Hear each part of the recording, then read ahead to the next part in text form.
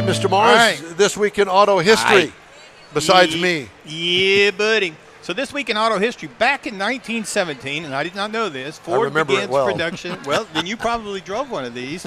They began building the Fordson tractor. Now, I bring it up because this was one of the first affordable tractors. Did you call it Fordson? Fordson, F-O-R-D-S-O-N. Fordson tractor, okay. Introduced in 1917. It really changed the way that farmers could do, because it actually ended up replacing the horse-pulled plow.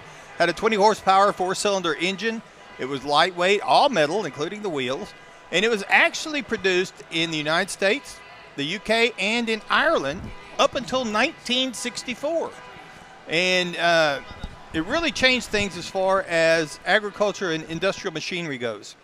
Now, also this week in 1930, Cadillac introduced the V-16 engine. Now, this was one of the first V-16 engines produced. It was a 7.4 liter, that's 452 cubic inch engine with 165 horsepower.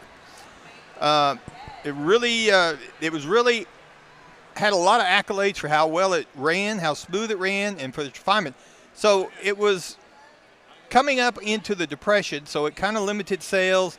Didn't take it, and they didn't build it real long. I tried to mount one of those on my lawnmower one time. It just didn't quite fit. No, I can see that. But by the way, Mr. Morris, I just want you to know that the video stream has stopped working, so this is just an audio thing. And I've been working on that, and I have a message for Jeff as soon as I get through with my And what is it? Is it a hand signal? Because I know what that hand signal is. Here it is right here. Yeah. So, but what you could do, Don, go back to your lawnmower, maybe get the 431 cubic inch V16 that came out in 1938. That might fit a little bit better.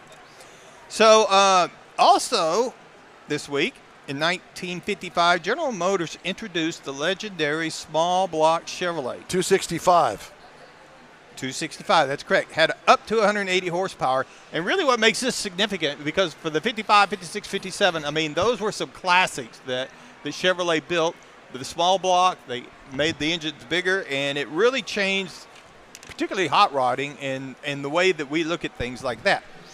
Also, this week in 1958, the first Toyotas were sold in the United States. Now, they came into the market with the Toyopet Crown. I think that's how you say it. Let me see that. Let me see that. Where? Toyopet. Toyopet Crown. This was the close enough. It was the precursor to a Chia Pet. A Chia Pet. That came much later. That was the second generation. This was the Japanese version of the Chia Pet. Right. This is the Toyopet. Okay. So this model was the Crown. It had a 1.5 liter 4-cylinder engine. It had 60 horsepower. And it was very durable, but it was kind of sluggish because of the weight of the vehicle. Now, they only sold 287 units before they stopped selling this vehicle in 1961. But then they came back in 1965 with the Toyota Corona. Not Corolla, the Corona. The Corona, that was a cigar. It was a beer. Or a beer.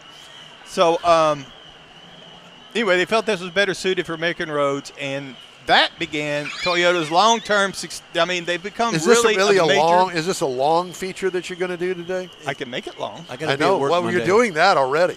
So that's this week in automotive history.